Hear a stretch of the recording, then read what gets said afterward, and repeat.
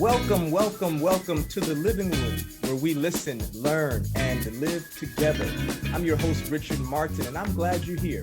Make yourself right at home. I want to ask you a question. What is your purpose? That big purpose question is something that we can feel only a few people wrestle with, like, say, high school or college graduates. But the reality is all of us in any season of life can wrestle with that question. And maybe today you already know what your purpose is. You have refreshing clarity. You have been surrounded by a community of family and friends who have not only believed in you, but invested in you. And you've never really struggled to know why you're here and what you're supposed to do. But then others, man, they wrestle and fight a long time to gain clarity. And at times we find that it's on the other side of trials, on the other side of those difficult seasons and tests in life, where we find out just who we are, why we're here, and what we are supposed to do.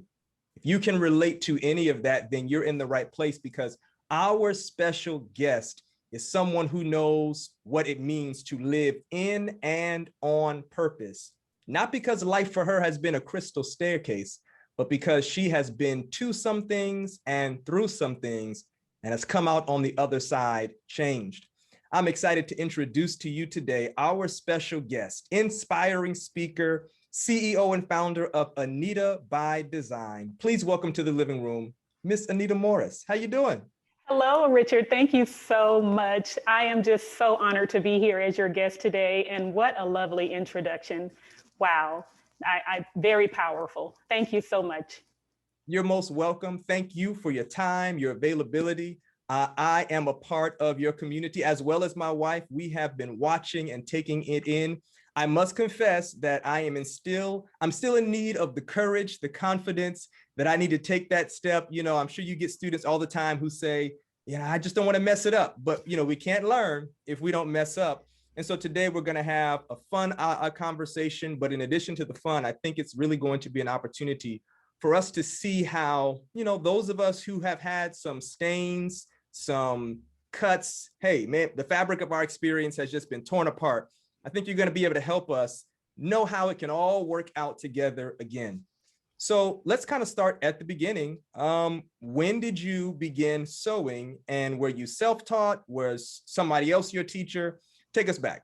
Yes, absolutely. I began to sew early 90s. I think it was 91, 92. I had a friend, my best friend, Tina. She had a friend who also became my friend. And this lady sewed all of her own clothing. And the lady was sharp, I'm telling you. Anytime we went there, she was sharp, head to toe. And I was just so intrigued with what she did. And one day she allowed me, and I don't remember if it was her or my best friend Tina's dresses, but I wore one of these custom design dresses that this lady made. And my mind was completely blown. I had never worn anything custom before, and the way it fit my body, I was very pleased. So I decided from that moment that I needed to learn how to sew my own clothing. So I found a lady in LA who had her own studio where she taught people how to sew.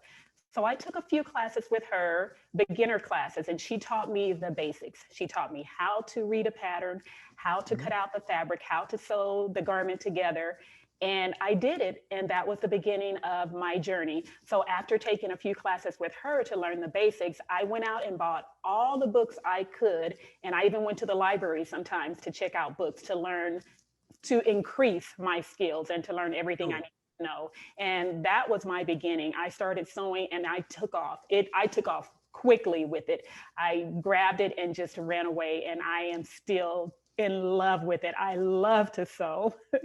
So Yes, that's how indeed. it started. I think that is what is one of the things that makes your community so attractive and infectious, is that you can tell that there's a genuine love, that your personality really informs what you present to us, so that it's not just like, you know, first you do this, then you do that. It's like you can enjoy the learning experience, and you're going to love how you feel, how you look, not just when the garment is complete, but the journey that you go forward.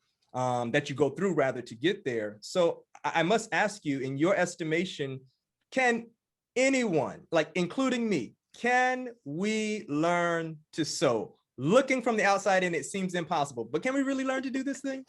Listen, Richard, believe me when I tell you, you can learn to sew. I believe Okay. that anybody can learn to sew. The thing is, you need to find someone who can accommodate your learning style, because Wow. there are lots of different sewing instructors.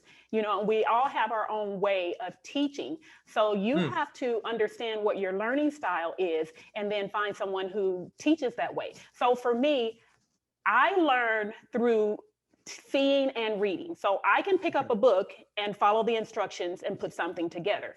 But I Mhm. also appreciate seeing it on video where someone is actually showing me the steps. There are some people who are visual learners where a book will do absolutely nothing for them. But if they can have someone to sit there and show them how to go through the steps, they can Yes. learn. And then there are those who don't want all of the details. Just show me the main steps and then I'll figure all the other details out. But there are those who want details, A to Z, and that's me. When I'm learning something new, you need to walk me from A to Z, Right. step by step with all the details. Don't skip anything. So that's how Good. I teach. So depending on your learning style, it's important that you find someone who can teach to accommodate that. That makes a lot of sense. And I think I am just that much more encouraged because I sense that when I view any kind of new learning opportunity, whether it's learning a new language, learning to cook, learning to make something with your hands, whether it's woodwork or even sewing, at times I am informing my own self-assessment as to whether or not I can or can't do it based on what I think the learning style will be. But you've just helped me to know, like, listen, Richard, I might not be the person for you, or I might be the person for you, and I think you are, but there may be other teachers out there who have that particular presentation style that you can say, now I can get down with that. Maybe it's the visual, maybe it's kinetic. So I think that those listening will feel more inspired to know you can learn this because there's a way for you to learn it according to your learning style. Yes. So if there's someone who, based on just this portion of our conversation so far, they feel inspired to up sewing, in addition to locating their learning style, what other first steps might they take? Do they go and buy a $15,000 sewing machine, or might they need to start with just sewing buttons on a shirt? What might you suggest are some first steps they can take? Okay, a few first steps that I suggest taking when you're considering learning how to sew is number one, decide on what it is you want to learn to sew, because there is crafting, like Mhm. quilting, and then there's garment sewing. If you want to learn how to sew quilts and crafting, you need to find someone who teaches that type of sewing. If you want to learn how to sew garments, you need to find someone who teaches garment sewing. You're not going to go to a quilter to learn how to sew garments and vice versa. So that's step number one. Decide what type of sewing you want to do and find the Mm. person to teach you that type of that type of sewing. And then the other thing I would recommend is making sure that you, let's see, how do I say this? Make sure that you are trusting the process. Sometimes people will come into it and they Ah, want to jump in real quick. I want to know this right away. Show me this. I want to sew the dress right now. No, you have to go through a process because you don't come in and just sew a dress right up front. You got to learn how to you got to first learn how to use your sewing machine, all of the different parts mhm. and how it operates. You've got to learn how to read the pattern if you're going to be sewing with patterns, how to cut the fabric, and then all of the sewing techniques. There is a lot that goes into putting a garment together if you're learning garment sewing. Same thing with quilting. You need to learn the process. So you need to make sure that you're trusting the process. And then the other thing I suggest, and this is huge for me, and I always suggest this for beginners, is know what you want. So I'm going to go with Mhm. garment sewing because that's what I teach. Know your style. Don't go out there watching what everybody else is doing and jumping in saying, oh, I want to do that. I want to do that. All of the things, you have to know what your style is. So if you are a person who loves to wear glamorous dresses and just all the glam, then that's fine. That's your style. So if you know that it's you and then you see someone who's sewing t-shirts and jeans and you're like, oh, I want to sew that. Well, that doesn't fit your style. So why would you do that? Even if it's the popular Mm. thing. So my Mm. suggestion is make sure you know what your style is and go with that. It is, I mean, there's so much inspiration in the sewing community, and it's easy to fall into the trap of wanting to sew what everybody else is doing. So in the beginning, just chill out and make sure you know what it is that brings joy to your heart in the way you show up and what you're wearing.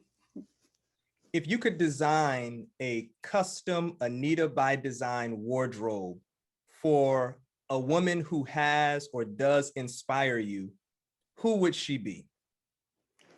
That person, for me right now, the person who is the most inspirational in this season of my life at right now is my purpose coach. Her name is Patrice Washington.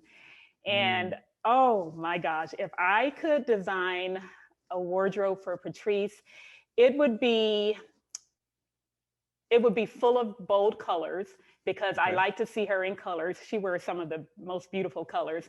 And I would design a whole wardrobe that with pieces that you can interchange with each other. She would have, I would make her 5 of everything. So she would get 5 shirts, 5 pairs of pants, all different styles. She would get 5 skirts, different lengths. She would get 5 dresses, and all of them would be in her favorite bold colors, and she would be able to interchange them with each other. And I can just see her walking onto stages in my designs and shining, because that's what she does. When she shows up, she shines. She has such a powerful presence. So I would want to make garments that would fit her personality so that she can shine even brighter for the Lord. Yes, I can see it.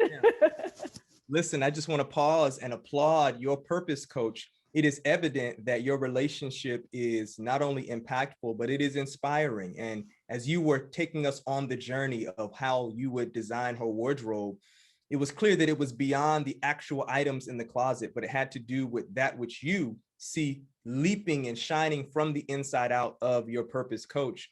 I want to ask you just briefly, explain to us, what is a purpose coach? This could be the first time someone's ever heard of this. We've heard of basketball coaches, baseball coaches, golf coaches.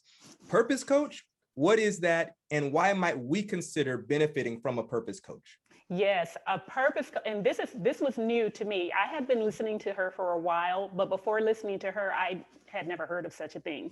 But a purpose coach is with Patrice, this is what she does. She invites you into her community and equips you with the tools that you need to walk in your God-given purpose. Yes, ma'am. So in the program that I went into with her, I've gone through a couple of her programs so far.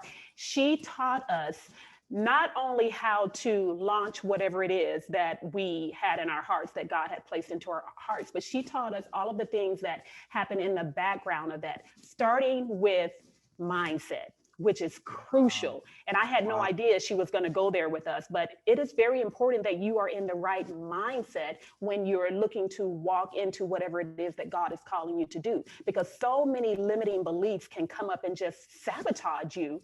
But she started off with mindset to show you how you can fight against that, excuse me, and move forward. So a purpose coach helps you to walk in the purpose, your God-given purpose, by giving you the tools and the process necessary to do that.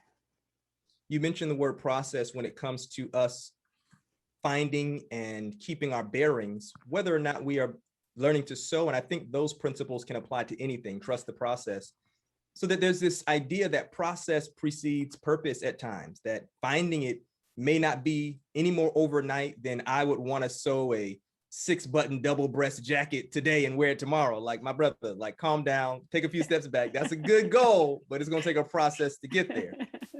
And it also took a process for you to outline and compose your best-selling book, Step Into It. Have it on my iPad, been into it, and it's clear that you do more than sewing. You're an excellent writer, a phenomenal storyteller, and I've been tremendously blessed by your choice to invite us into not only your world as it is, but your world as far back as childhood.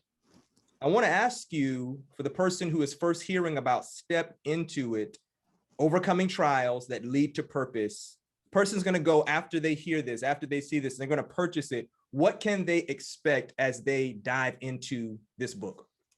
Yes, of course. What you can expect from Step Into It is, first of all, the background of my journey, as you have mentioned. You will hear some of the painful experiences I've had throughout my life and the devastation that I've experienced. And then you will learn what I call the four most powerful steps that you can take, not only to overcome the trials in your own personal life, but also to thrive again. You Wow. know, Richard, so many of us, when we are faced with trials in life, we want to hurry up and get through it. We want to hurry up and heal, or we want to Mhm. ignore it. Well, what happens is, I call it a drive-through healing. So many of us Woo, want to drive through healing, but what a woo, drive through healing yields is a drive through existence. whoa. And let me tell you what that means. When we don't allow ourselves the time to heal from the trauma and the devastation that we go through, we take all of that unresolved hurt, all of that unresolved pain into our future with us. And what we're doing as a result is we're continuing to rush through life. We're rushing Yeah. through and doing all of the things, wanting to mask the hurt and the pain and not deal with it. So a drive through healing yields a drive through existence. And until Wow. you allow yourself to get present with the process of healing, you're going to keep pushing forward and fighting and striving to move forward without dealing with that thing. And it's always going to be in the background. It never goes away until you Yeah. actually deal with it. Yeah. So and Step Into It, I will walk you through, I walk my readers through the process, the steps of allowing yourself to be present in that thing and going Yeah. through it and allowing that healing to take place. Yeah. Yeah. It's so interesting because one of the lines that I had to pause and just let minister to me, you say that what you have planted in your heart will reveal itself in the face of devastation. Miss Morris, whoo, like that was one of those aha moments, because I think that we often, before we even seek to drive through difficulty, we try to drive around it or away from it, avoid it Yes, altogether. yes, And I don't think that that is wrong. I think that, we have a survivor's mentality, which yes, aids us, that we don't have to encounter everything. But every now and then we do find some challenges that, like you said, just are unsolicited, unthinkable, unspeakable. And you've been kind enough to share those things in the book. We will not rehearse everything in the book because we want people to go and enjoy their experience with you, developing a relationship with you through the book on their own. But I will say this, what I admire is the way you take time to just paint the love relationship that between you and your husband. And my father told me when I was preparing to get married, son, marriage is work, marriage is hard work, and marriage is good work. He said it in that way. It's work, it's hard work, it's good work. I want to ask you, like, based on looking at it, it is a wonderful experience. Now, did your love story come easily? Was it just like, hey, we woke up, we got married, and it was great? Or did you have to work for the great marriage? yes, yes. Well, in the beginning, it's always good. Oh, It's yeah. good. It's good in the Mhm. beginning. You've got two people coming together, they're in love, and everything is flowers. So, in the beginning, yes, of course. But as you get to know each other, as you start living together, because you have two different personalities coming together. And when you are dating, you're in the dating stage, you don't get to Yeah, see everything. You don't really that's know, true. no matter how long you've been dating, you don't really know until you're living with a person. So Yeah. in coming together and living together, of course, we had to make adjustments, our own adjustments to live True. together in peace and to have that the marriage that honors God. Okay. Right. So yes, it was good. It was good, but then it became hard. Yeah. You encounter the ups and downs in your True. marriage. So we True. had to learn to live with each other. We had to learn how to work through our differences. I was a talker, he was a quiet guy. When we would have our let's say, arguments, he didn't want to argue. He would just shut down. But I wanted to talk about it. So you have these two different dynamics, and how do you bring those together? Well, it's in doing the hard work. Now, that's what I call hard work when you have these two different personalities in terms of how you deal with arguments. And then, there are sometimes trials that you can just work through quickly, or maybe not quickly is the right word, but more easier than others. And then there are those trials that just crushing. And we had that experience. We encountered betrayal. I found out that my husband was having an affair after 19 years of marriage. And Richard, I'm telling you, that crushed my heart. It completely crushed me. It was one day I came home from the gym and I received a phone call and I found out, and I fell to my knees in my closet, holding onto my chest because it felt like my heart was going to fall out, after discovering that. And I didn't understand, because up to that point, I thought we had a beautiful marriage, other than what I described, the typical ups and downs you go through in a marriage. Right. I thought it was beautiful. I was a stay-at-home mom. I was holding down the household while he worked, and everything was good. And so all of these questions started forming through my mind. And I was wondering, well, who is this woman? Where did he meet her? How long have they been seeing each other? But more importantly, I wanted to know where they were, because when I found out he was with her, and I wanted to roll up. Richard, I'm going to tell you, I am a woman of God, but I am not perfect. And I wanted to roll up and do some damage. But I stayed in that closet, and I remember getting up from my knees, and I looked out of the closet door into the bedroom, and there was a window, and the sun was shining in through the window. And I remember thinking, there's no more sunshine, because I knew that my marriage was over. I knew that I was headed for divorce.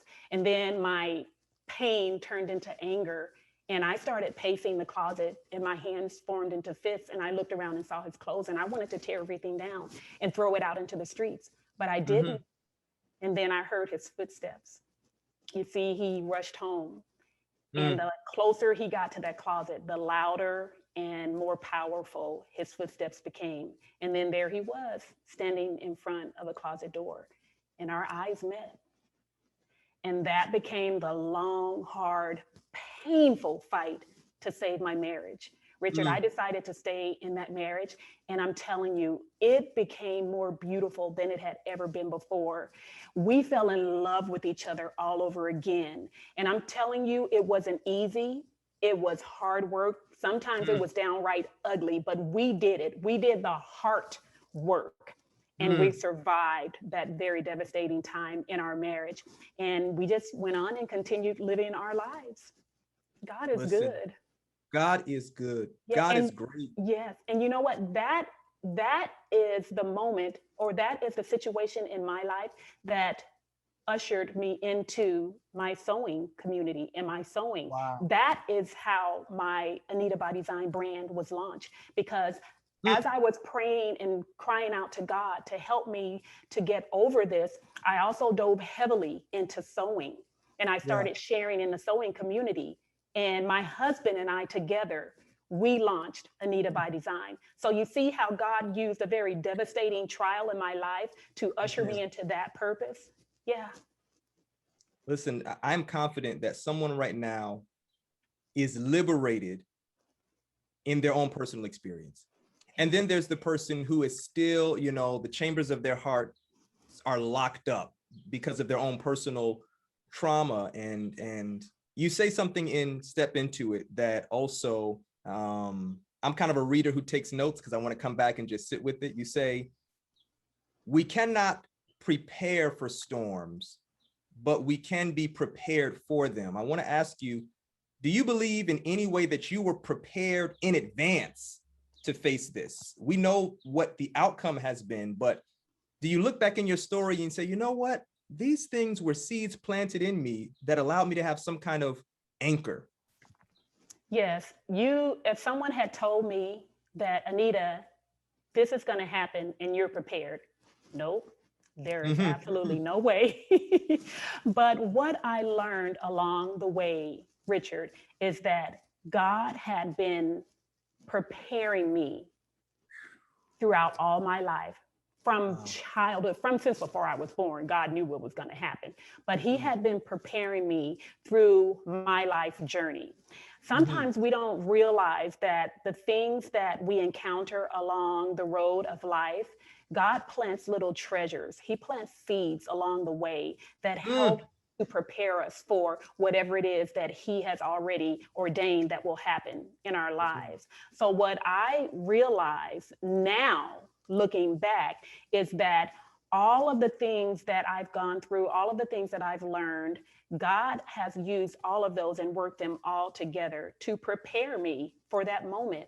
And it may seem hard, you know, if you're going through something so devastating, it may be very difficult to hear that God has prepared you for this moment. But I believe that to be true because of my experience, you know, going through learning how, in the book, I share about how I didn't know anything about the Bible when I invited to participating at my church and teaching Sunday school and all of those things. But in saying yes to God and doing all of those things that he was calling me to through faith, I learned how to not only trust him, but to be obedient to whatever it is he wanted me to do. And in doing those things, he was preparing me for the moment. There was one incident, Richard, where I had been called to step down from everything at church, all of the ministries I was serving in, and that did not make sense to me. I was like, how can this be the voice of God? And I prayed and asked God, is this you? And eventually I heard, yes, go home. God told me to go home.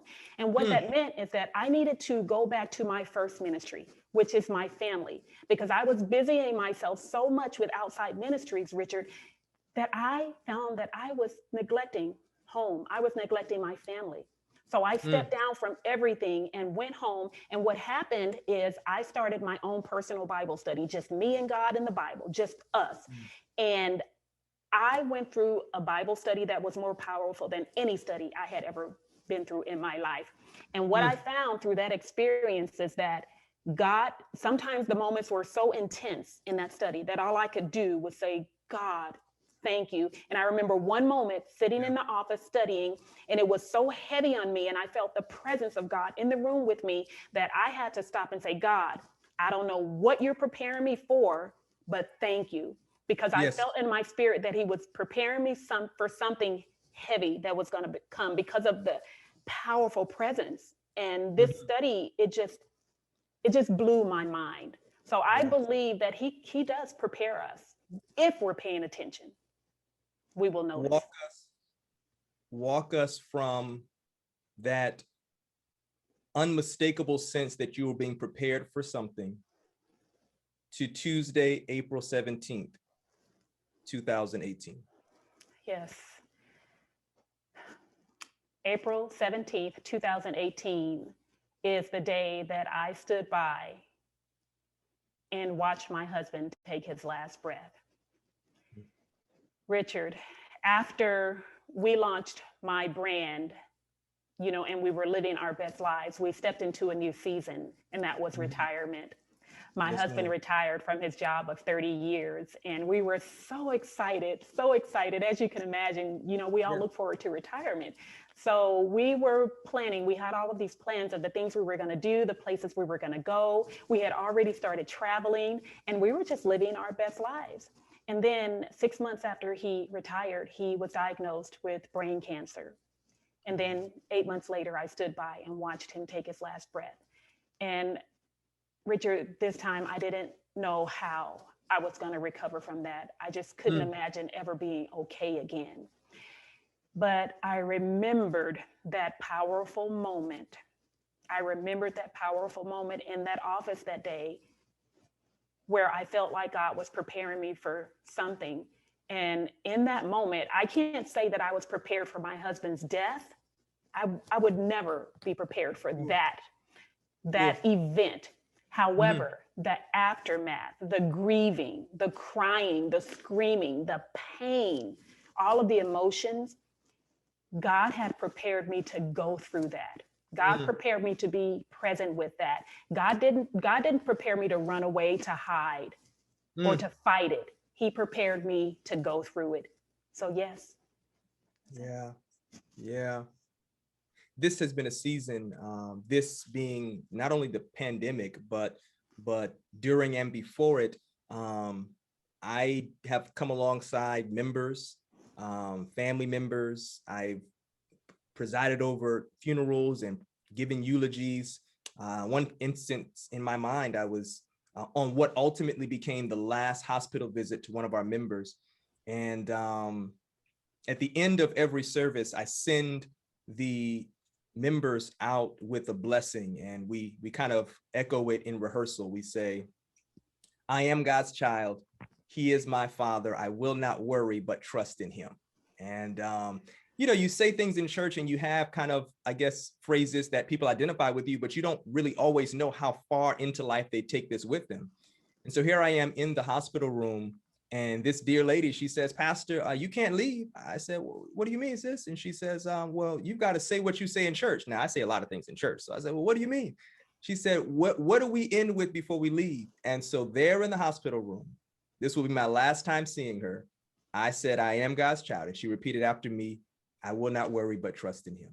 And as I think about that and so many other experiences, as you've just invited us to imagine what it must have been like standing next to your husband of decades, having navigated the ups and downs of life, the trivial and run of the mill, but then things that you said, hey, I didn't think we were going to get through this, to come to this point of a fresh new experience. And this is yet another thing, to kind of draw in this language of sewing. It's like, the garment of your heart had to have been torn. I want you to help us, though. How did God sew you back together? How did things say, yeah, it's bad now, but there's something beautiful that has come of this? How did he do that? What are those steps you tell us about that we can draw on and draw faith in to say, it might be bad now, but you can get through this. Here's how God does it. Oh my gosh, yes, absolutely. When I was caring for my husband during his illness, I was his caregiver at home. When I was caring for him, as you can imagine, it was difficult. It was a lot of hard work, and it was very painful to watch him decline. Mm-hmm. So as I was caring for him, I began to hear words. Mm-hmm. And they were the same words. Actually, let me go forward. After he died, and I was going through the grieving process, I began to hear the words, and they were the same words that I heard while I was caring for him. Right. And those words were stand, trust, endure, and proceed. Now, when I first heard stand, I wasn't sure. I thought it meant I needed to be strong. So I figured, I know how to be strong, but that wasn't it. It meant that I needed to stand in my faith, remembering all of the things that I had been through and taking all of the lessons that I had learned from previous trials and using them to help usher me through the grief process into healing. That's right.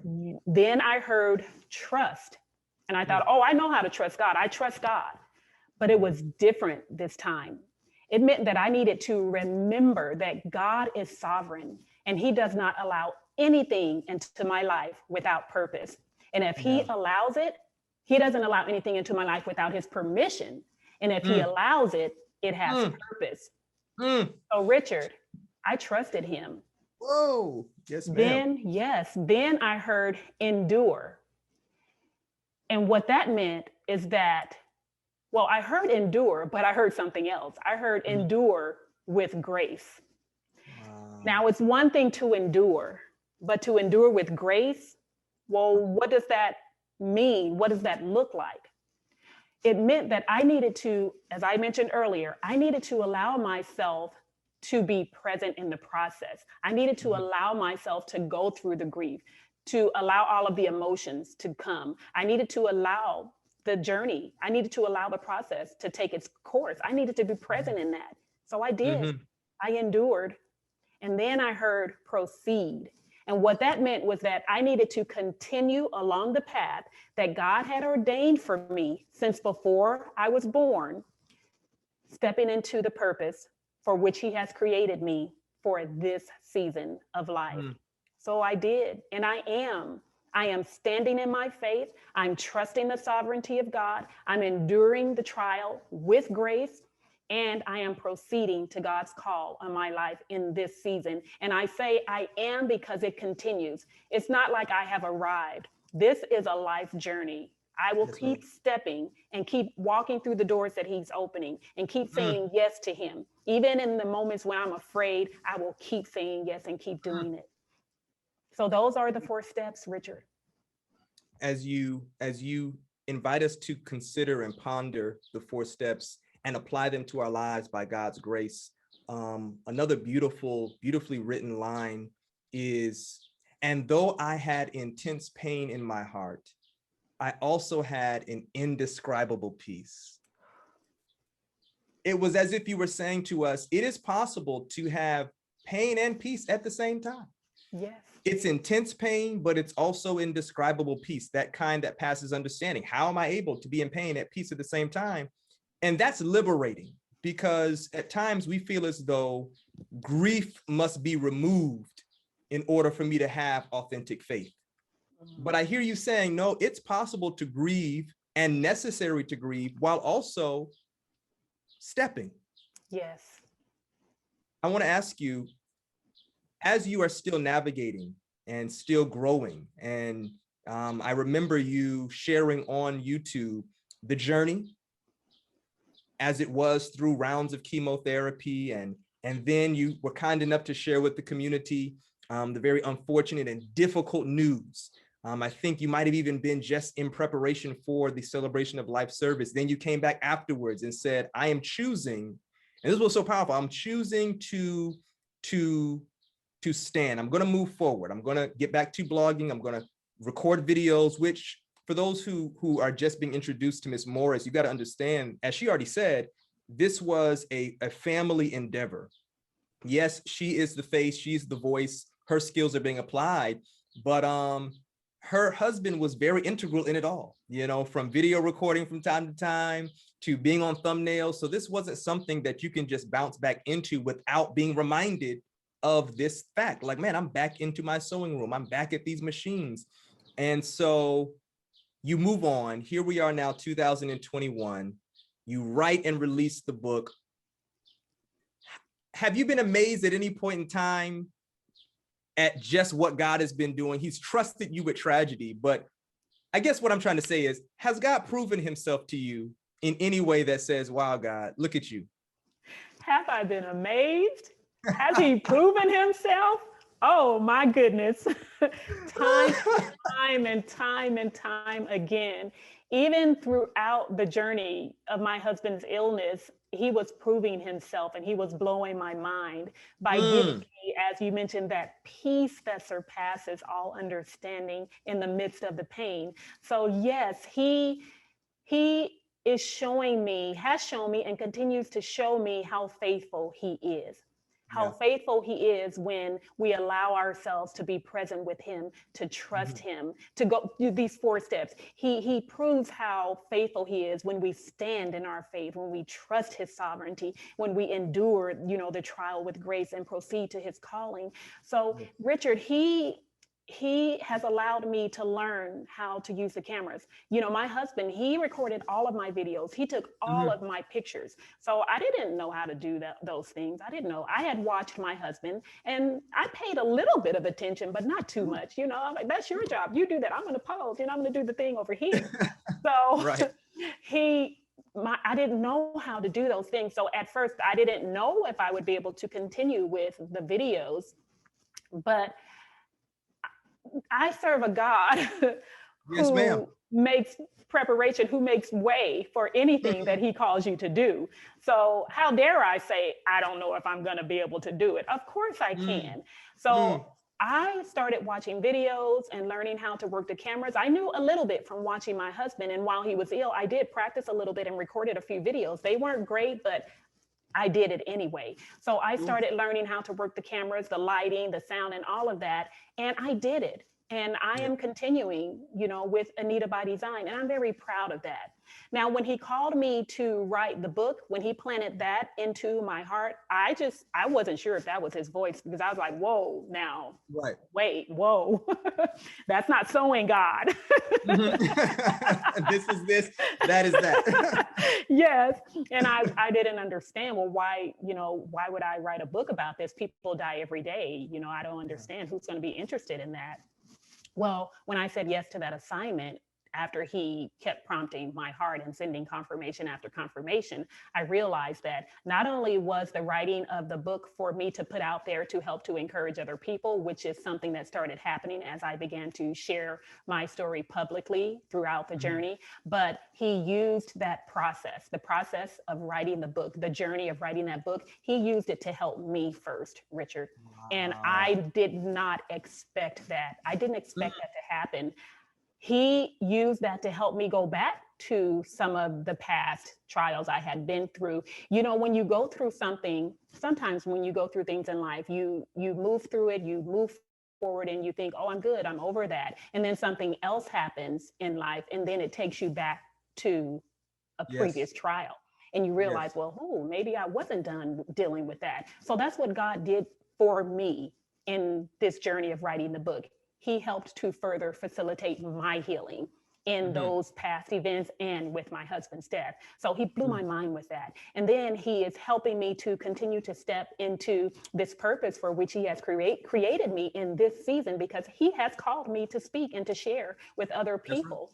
Because there are people who have been through and are going through some of the same things that I've experienced. And it is very helpful and encouraging when people see that there is someone else who has been through this. I'm not alone. There is someone else who's talking about this and who has overcome this and thriving in life again. So what he is doing for me is just, I continue to be blown away over and over again by the things that he's calling me to do, and how when I say yes, he just lights it up. He lights it up. It's like, shine, my daughter, shine for me. It is his light that is shining through me, and I'm just overjoyed. At the end of your videos, you send us off with a blessing. What is that, and where does that come from? Yes. At the end of my videos and my blog posts, on my blog posts, I say, when you live in your design, it is from there that God shines. And and what that means is, when you live according to the way that you have been created, it is from that place that God will use you to bless other people. Before I launched Anita by Design, I prayed and I asked God to help me to honor him in the way I show up. I said, God, don't let me do anything that will dishonor you. Help me to be the person you have created me to be. And Lord, let your light shine through me. Because I knew that it was something, whenever I set out to do something, it's not just for the sake of doing it, because I am a child of God and I represent him. I am his ambassador. So whatever it is I'm doing, I need to make sure that I'm bringing that spirit with me. So I prayed and asked him to help me to honor him. And so in doing that, when I launched the sewing brand and my blog, I was sharing my faith. I was sharing, tidbits, giving encouragement. And the one comment that was very, very prevalent, that was very popular, was, I came here for sewing, but I'm getting so much more. And when I hear that, Richard, it's like, yes, God, yes, thank you, Jesus, shine, Lord, shine. So yes, that's what it's all about. It's about representing my Jesus in any and everything that I do, any and everything. It's all about him first. Yeah. My wife and I, our family motto is, we exist as a couple. We exist to glorify God and edify others. That is, in our interactions with people, we want God to get glory and we want other people to be uplifted. And that doesn't always happen in the context of a church building. Sometimes it's just in the marketplaces of life, or as we carry out our promptings, our gifts. And so, yes, I am convinced, and I am a living witness, that you do come for sewing, but you leave with so much more. Miss Morris, this has been a thrilling time together. You've said a number of things that could have launched us into a completely different conversation that would have taken us 3 or 4 hours to explore. But for just investing this time, which will have ripple effects that will probably go beyond what you and I can ever properly quantify, I want to thank you. And I would like you to share with us where listeners and viewers can connect with you further, where they can invest and step into it, how they can learn to sew. You mentioned your blog. Just share with us the different spaces where we can connect with you and continue to be blessed by the sharing of your journey. Well, thank you, Richard. Thank you so much for this opportunity. It's been a great conversation. I've enjoyed spending time with you here. And again, thank your wife for me for sure. suggesting this. You can find me, your followers can find me on anitabydesign.com. That is my website. You will find all the things that I'm doing over there, including my sewing course. I have an online sewing course. For those of you who are interested in learning to sew, who have never sewn anything before, you've never touched a sewing machine, I teach beginners how to master the basics of garment sewing. I teach you how to build that foundation that you can build upon, and you will find that over at my website. For my book, Anita, or Step Into It, Overcoming Trials That Lead to Purpose, you can find that on Amazon.com, BarnesandNoble.com, or anywhere books are sold online. Yeah. And let's see. Yeah, you can find me on all of the social platforms at Anita by Design. Listen, go and connect, go follow. You will not be disappointed. If you think this conversation was the end, no, it was just the beginning. My honor has been to introduce to some and reintroduce to others, Miss Anita Morris. I've been blessed prior to meeting her, been blessed in meeting her, and now having this conversation. And I have a sneaky suspicion that you have as well. We cannot always avoid the difficult seasons of life, but please believe we can get through them. Sometimes life deals us a great dose of grief, and you say, Pastor, I'll never get over it. And that might be true. But man, I'm telling you, you can gain from it and you can grow through it. And on the other side, sometimes there's a clarity of purpose that you could not have purchased without going through the difficult space. That's all we have for this episode of The Living Room. Our special guest has been Miss Anita Morris, CEO and founder of Anita by Design. I'm your host, Richard Martin. Until next time, continue to listen, continue to learn, and continue to live. Bye, everybody.